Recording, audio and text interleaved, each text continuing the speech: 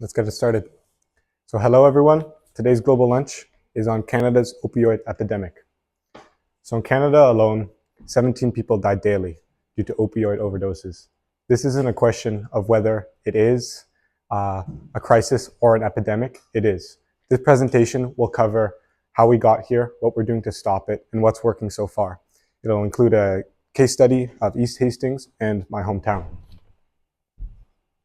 So first off, to start with the basics, what is an opioid? An opioid relieves pain by interacting with opioid receptors in your brain. And so it binds to these receptors.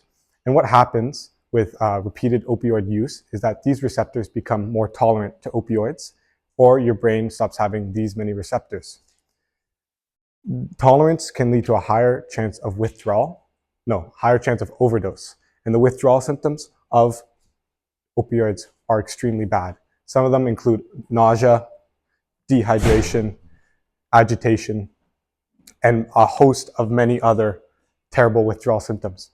The reason why they're so bad is because opioids, the main thing they do is they make your brain produce more dopamine and less stress hormones like cortisol and adrenaline. And after you take opioids, your brain starts to readapt and actually produces many more adrenaline and cortisol hormones than you need and less dopamine and serotonin hormones. And so this is why it's so highly addictive. Especially with repeat opioid use, people get trapped in the cycle where they stop just taking opioids for a nice high anymore. They just take it to feel normal and to stop from getting sick. And it's really sad because there are cases where people have died just from the withdrawal symptoms of opioids. And so a few examples of opioids, the most prevalent are fentanyl and heroin. And so opioids can either be prescription medicine or an illicit street drug. And so an example of a prescription drug actually is fentanyl. And so it was used and it was created to actually treat pain for cancer patients, and now has developed into a very dangerous and potent street drug that we know today. And an example of an illicit substance is heroin. And so in 2016, BC declared an emergency regarding this drug crisis because there were so many deaths. And so this is a map of all, most provinces have opioid-related drug deaths, and some have all toxic drug deaths. And so this is for 2020. And yeah, it's pretty sad and pretty incredible that so many people can die. And this was 4 years after the declaration of emergency. And so there's some statistics I want to bring everyone's attention to. So in some regions, people of First Nations descent are up to 6 times more likely to experience opioid-related harm than non-Indigenous people. And even though they only make up 3.4% of BC's total population, they make up 16 of all toxic drug-related harm. And also, people with a mental illness are twice as likely to have a substance use disorder compared to people without a mental illness. And so please try to remember these statistics. They'll come into play later. So the toxic drug supply. So this is the main reason of all these deaths. It's because of this unregulated and unmonitored drug supply. It's had years, decades to become what it is now. And it doesn't react well to lawmaking choices at all. Lawmakers in the past have tried to block precursor chemicals, which is basically the baking ingredients or the starting ingredients for fentanyl and for heroin. But the drug supply just shifts very rapidly and finds a new substitute. And so fentanyl is 20 to 50 times stronger than heroin and is extremely unpredictable. Imagine taking the same dose of fentanyl you did yesterday and overdosing. That's how unpredictable this drug can be. And so it started out as an additive, and I did this little demonstration to show how unpredictable as an additive itself it was. So here, this bread symbolizes heroin, and then I took a bit of sugar, and you can't see the scale, but I swear I did. I measured it out very carefully. And so one of these breads, both of them contain sugar, and in this case, sugar is fentanyl. Both contain enough fentanyl. One of them, only one of them, contains enough fentanyl to kill someone. So if you guys could point which one you think it might be, go ahead. 5, 4, casting your votes, everyone. 3, 2, 1.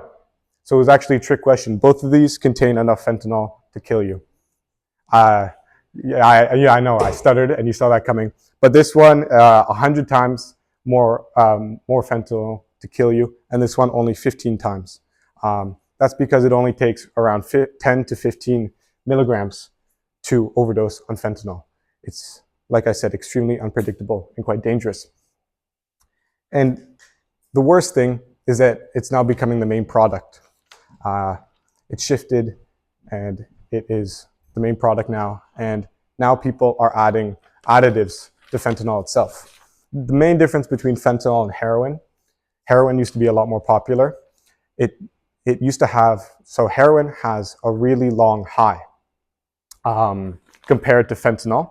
And so the good thing about heroin is that you could take heroin and the high would last long enough for you to have a job and figure out your life before you have to face the withdrawal effects now. Before you had to face the withdrawal effects. However, with fentanyl, this isn't the case. The high is a lot less long, and so it causes people to reach the withdrawal stage a lot quicker. And to extend the high of fentanyl, they've started adding additives. So the most popular additive to fentanyl now is what they call on the street benzos or benzodiazepines.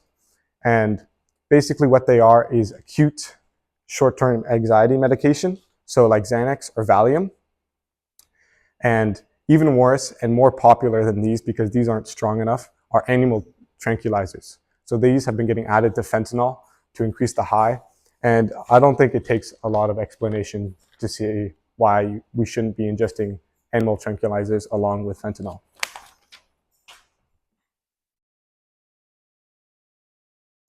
So we have many things fighting against the crisis, but I've just shown my top 3 favorite weapons against this drug crisis: Naloxone, safe supply, and decriminalization. So Naloxone, it's a fast-acting medication, and it reverses opioid overdoses, basically by kicking off opioids off of your brain's opioid receptors. And so this has proven to save many lives, and it reduces harms, and it's really great. It's a really cool, I would even almost call it a miracle drug. I have an example of it here. If you guys want to pass it around, don't actually use it, but here you go. So that is called an intravenous nose spray. So if you see someone having an overdose, you take that out, you put it up someone's nostril, and you spray it, and that's all you need. The thing though is that Naloxone, it lasts a lot longer than opioids. So opioids would soon come back in and restart the overdose process. So it is important to get paramedics involved if you use Naloxone. And a really cool thing about Naloxone is that it's provided free in Canada from pharmacies. Normally that kit would cost around $150 to $200, but you can just go up to a pharmacy and get it for free. So safe supply, it refers to providing people who use drugs with regulated pharmaceutical grade alternatives to the toxic illegal drug market.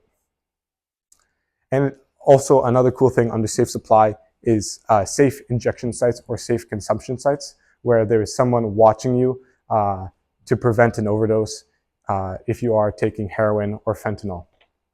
And so BC created a pilot program that lasted from 2023 to 2026 that combined safe supply with decriminalization. And an important note to make is that it's pharmaceutical grade alternatives. So they're not actually just handing out fentanyl to anyone who needs it. They're just giving out safe alternatives. So fentanyl patches or slow release oral morphine. It is important to note though that the Vancouver Police Department says that some of these pharmaceutical grade alternatives are being sold on the black market for very low prices. So now moving on to decriminalization. So decriminalization means removing criminal penalties for possessing small amounts of certain drugs. So it's treated less of a health issue and more like a crime. So in BC's case, they deemed a small amount as no bigger than a 10-day supply. However, you won't get jailed, but you could get fined or forced to do mandatory treatment if you are found with more than a 10-day supply on you. And it also doesn't pardon any drug sellers or drug producers at all. And a really cool piece of law that was passed in 2017 is the Good Samaritan Act. So just a brief overview of it is this federal law provides legal protection from charges for simple possession of controlled substances for individuals who call 911 to report an overdose. So that was just basically the Wikipedia definition. But how it used to go before 2017 is if you were doing any illicit substance, you could of course get caught. And what would cause is, for example, if I was doing an illegal street drug with my friend and my friend started overdosing, what I would do instead of calling the police to report the overdose is I would have to hide all the drugs and make myself seem innocent before police came along, because they would just arrest us both. And by the time I would hide the drugs, or sometimes I wouldn't even call the cops because I would just be too scared, my friend would have already overdosed and died. However, now you can just call 911 and report an overdose, even if you were using any type of illegal drug.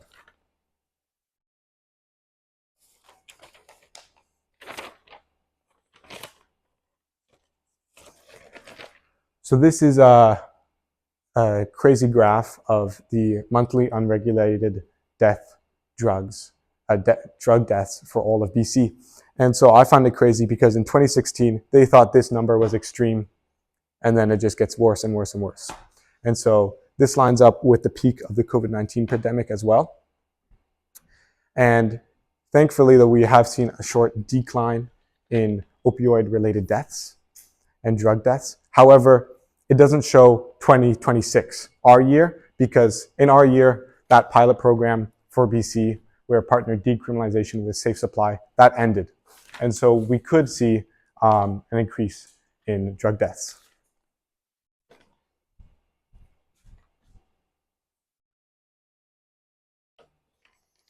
So, like I said, the unregulated drug supply is the primary driver of deaths. Fentanyl, according to the BC Coroner Service, was involved in 77% of all drug deaths in 2025.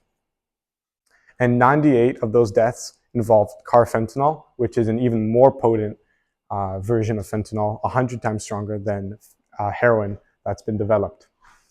And like I said, many people are affected by this. It puts an immense strain on the healthcare system of Canada and emergency services. Between 2016 and 2022 alone, over 32,000 people were hospitalized due to opioid use and opioid overdoses. And the thing about fentanyl is your brain adapts to fentanyl, and it takes years to fully readapt from fentanyl use. And so this makes rehab really tricky and especially important. And rehab requires a lot of attention and a lot of money, sadly. And the median length of a hospital stay was 3 days for opioid toxicity, which is quite long. And like I mentioned in the previous slide, opioid deaths, the peak of it lined up with the COVID-19 crisis. And so you had many people in hospitals for COVID-19. And on top of that, with opioid toxicity, it wasn't really a good time for Canada. Another important thing to note, how should I call this? I'll call it a political event that happened in Canada, was Trump did his classic and threatened tariffs on Canada if we didn't reinforce our border. And he blamed a lot of the fentanyl use in the US from the dangerous flow of fentanyl coming in from Canada, even though 1% of seized US fentanyl comes from the Canada border. It's important to note that actually Canada has switched from importing fentanyl from other countries to just importing the base chemicals, and they've really focused on domestic production now. So we've started producing fentanyl on our own soil, which is, I find, quite crazy and sad.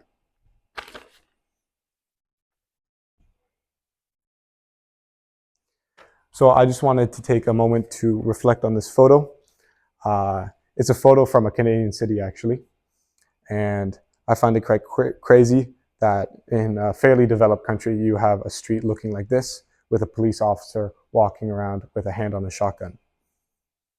And so this photo was taken in East Hastings of Vancouver. And this is this is wild because Vancouver is usually cited as the most desirable place to live, as the most sustainable place to live, and overall a really good city. Yet you have this 10-block corridor called East Hastings, where it's basically an open-air drug scene. And so this actually isn't Vancouver's first drug crisis. 30 years ago, it had the heroin crisis, and this put it to become a pioneer in harm reduction. They opened their first safe consumption site in 30 years ago. And since the emergency declaration in 2016, over 4,000 people have died of overdoses in Vancouver. And the majority of these deaths have been directly linked to downtown East Hastings. And Vancouver recorded over 9,500 overdose-related paramedic responses in 2025, and more than half of these were located in downtown East Hastings, even though downtown East Hastings only has 2% of the city's entire population.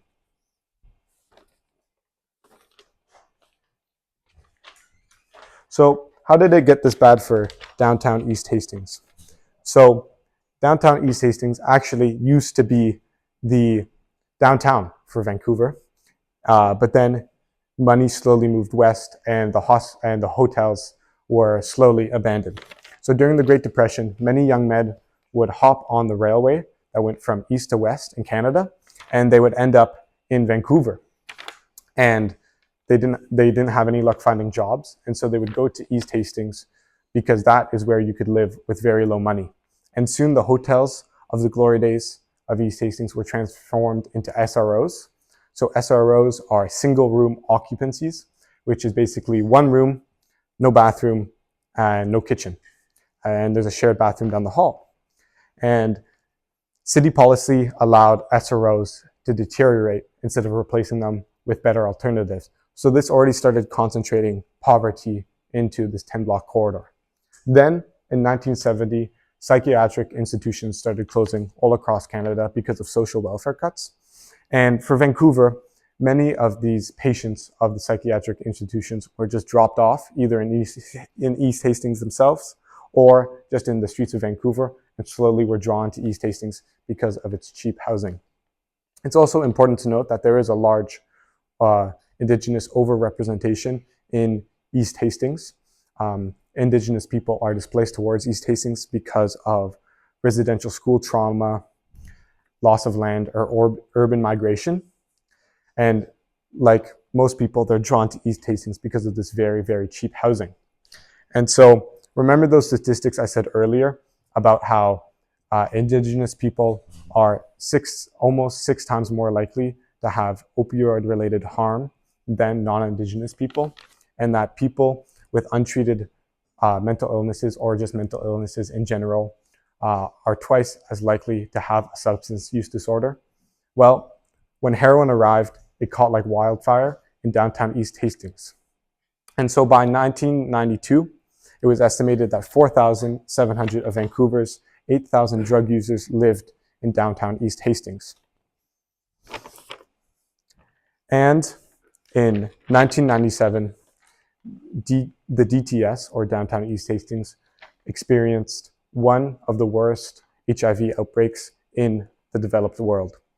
And so this was caused by needle sharing with heroin. And it was mainly caused by needle sharing. And this caused Vancouver to react and later develop safe needle pickups, treatments for heroin, like methadone treatments, and later supervised injection sites. And so this is great that they developed all these incredible welfare services to treat people with heroin use disorder.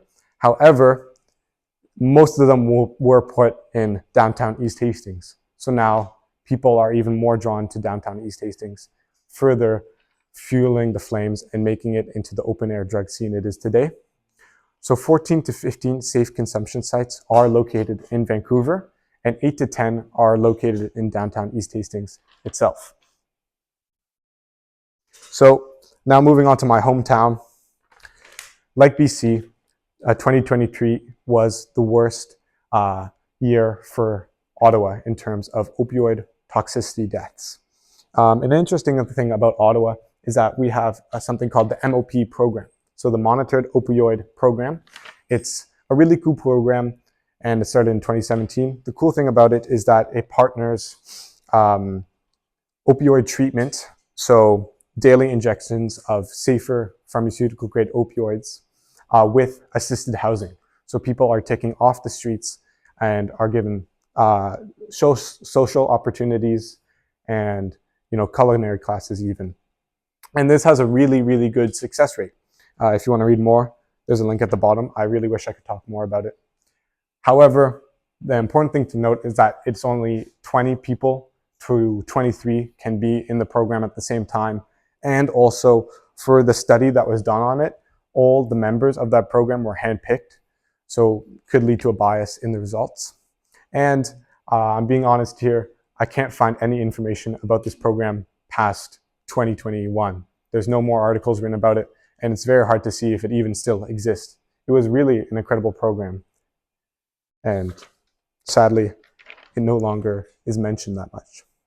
And so it's been going good for Ottawa. In April 2025, we saw the fewest rate of opioid-related deaths and opioid-related paramedic responses, which is great. However, frontline agencies in Ottawa say they haven't noticed the same drop in drug use. So many people actually don't know why we're having this downward trend. Many Canadian cities actually experience this trend, whether they have safe consumption sites or not.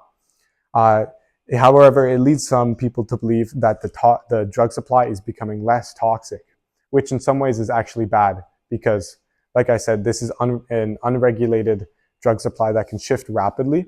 And with a less toxic drug supply, people are becoming less tolerant. And if it were to shift to become toxic again, people wouldn't have a tolerance, and opioid overdose data would spike rapidly. An interesting quote by the executive director of Ottawa City Health said, "I would compare it to a tsunami when you suddenly see the tides pulling back." Basically meaning that we shouldn't ease up on all these social welfare programs and these wonderful treatments we've made in Ottawa. However, that's been the case. In 2018, there were 4 safe consumption sites. Now there's only 2. So what's working? I'm going to talk about Naloxone more because I find it really cool and amazing. So January 15 to March 2021, more than 3,000 deaths were averted to take-home Naloxone, which is great. However, with the addition of benzos to fentanyl, it really reduces Naloxone's effectiveness. So now you might need more than 2 sprays to fully counteract the overdose. An interesting statistic I found is that a 2021-2022 survey found that only 47% of post-secondary students in Canada had actually heard of Naloxone, and only 5% had acquired it. So that's just food for thought. If you're planning on, I would actually highly recommend picking up a Naloxone kit. They give you instruction about how to use it, and like I mentioned before, it's free. Another interesting thing that Canada has developed is the National Wastewater Drug Surveillance Program. So Health Canada actually now monitors wastewater to see what kind of drug trends are going on. When drugs are used and then excreted into wastewater, residues are left over, and Health Canada has found a way to analyze this. So 550 substances have already been analyzed and examined, and this system can detect anything from cannabis to opioids and even to fentanyl analogs. And a fentanyl analog is basically fentanyl with just a slightly altered chemical structure. And so in this year alone, they've already found 8 of those fentanyl analogs. And it's great because it precedes overdose data by weeks to months. And it can even detect and help trend overdoses even when they're underreported. Sadly, though, it can't tell the difference between consumption versus dumping or specific consumption amounts per region. And that is the end. Thank you guys for coming and listening. We're now moving on to the question period. So any questions, fire away. Go ahead. Is it mainly organized crime in Canada that's doing the production, or is it smaller? Yeah, it takes organized crime to get this all running. It's not exactly a complicated process, but it is a lot more complicated for someone by themselves to do this. You need, of course, the precursor chemicals to get shipped, and then, of course, not to get detected. And you have to then either have a laboratory or even ship in fentanyl. And overall, it has to be mainly done by organized crime. Yeah. What percentage of people are using these safe injecting sites? So it's hard to track because we want to keep it anonymous. Some studies have shown, just related to overdoses, that 50% in some communities, there's a 50% reduction in overdose data when a safe consumption site is implemented. And there's many people who have spoken out and said that safe consumption sites have saved their lives multiple times over. I don't have a clear number in mind right now, though, of the percentage. What does a safe consumption site look like? So basically, it's kind of like a clinic almost. And so what would happen is you would have private rooms where people are being monitored while they inject drugs, because if they overdose, there's someone there to watch them. In Victoria, there's a couple safe consumption sites, and they've had 0 fatalities so far on site, which is great. And yeah, I do have a photo of one on a slide ago. Right there. So this is a safe consumption site. And so I don't know how it works inside, but it is followed by private rooms where you can safely inject drugs with supervision. Yeah, my understanding is that there's nurses inside who are able to help you out, and they're also able to test the drugs for you to make sure it's not wasted or anything that would end up in there. So it's making sure that the drugs are using in of itself, because oftentimes what happens is to make the production cheaper or add things into it that you can't do. So they're able to check that out. And I also think there's like ventilation, like the building itself as well, so that it's safer in there as well, so that it doesn't make it overloaded. Samuel? What would be your counter argument of those who say that those safe clinics are incentivizing more people to use drugs? Yeah, so it's really good counter argument, and it's also a counter argument for decriminalization. It's because when you partner these, when they're used solely, you're just going to see a rise in drug uses. That's because you need to partner them with social welfare services like supported living and cheaper housing. I think I have a quote somewhere. Yeah, just the executive director of the Vancouver Area Network of Drug Users says bigger societal issues, namely a lack of housing and inadequate welfare services, are to blame. And these decriminalization and safe supply, they don't address the root cause. And so that's why you just see this increase if you use them solely. And decriminalization was actually called a disastrous and dangerous policy failure by the Shadow Minister for Mental Health and Addictions.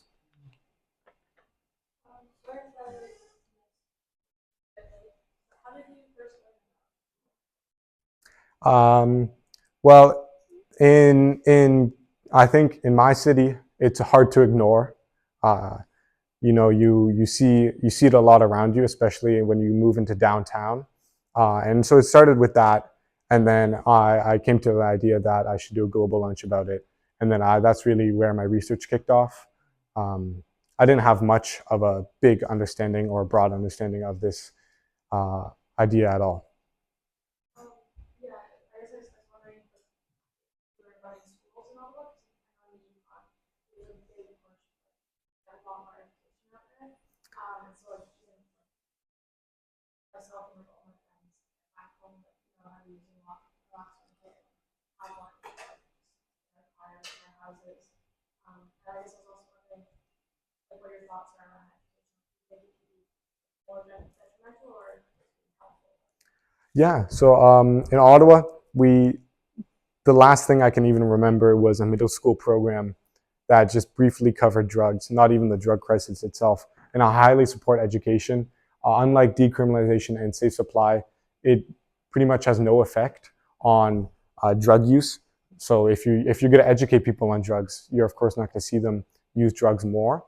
And I really like how UConn is really into this and distributes this Naloxone because, like I said, only 5% of post-secondary students or university students in Canada actually pick up a Naloxone. And so I think in Ottawa, and really, I don't know about BC either, but I think they could really use a lot more education around this topic. My personal experience, I live in East Vancouver, not quite there, but like East Vancouver, and we do not, in schools, not much, but there are a lot of programs around the city that teach you how to use Naloxone and like teach you that you should like that it's useful and stuff. And like most of the people I've interacted with, like my age group, know what Naloxone is and know how to use it. And yeah, so I think it's more area dependent. Yeah, I completely agree. Ludo? In Quebec, any first aid class, I don't know if it's in BC, but first aid training, you get training with that. I don't know. Yeah, same as in Ontario. So I have a question. Like, in your research, have you like encountered this thing? It's something I heard about when I was going to volunteer for Parkland. It was basically how the government kind of Vancouver or something was planning to send a lot of people, unhoused people, from East Hastings to sort of Vancouver Island when FIFA is hosted in Vancouver. Yep. So is that something that's actually, or is it just It hasn't been proven yet from my understanding, but I've seen a lot of news articles, and it's actually, I think it is going to happen. It's a common practice that sadly a lot of Canadian cities use. When tourism increases in a certain city, we go with a lot of police officers and we basically just destroy homeless encampments. This isn't good at all. It increases theft and probably even increases drug use. And so I'm not surprised that this would even happen. I don't know if they're going to like actually move them to Vancouver Island, but I wouldn't be surprised if they sent a lot of police enforcement there before FIFA. That all? Okay. Thank you guys so much for coming.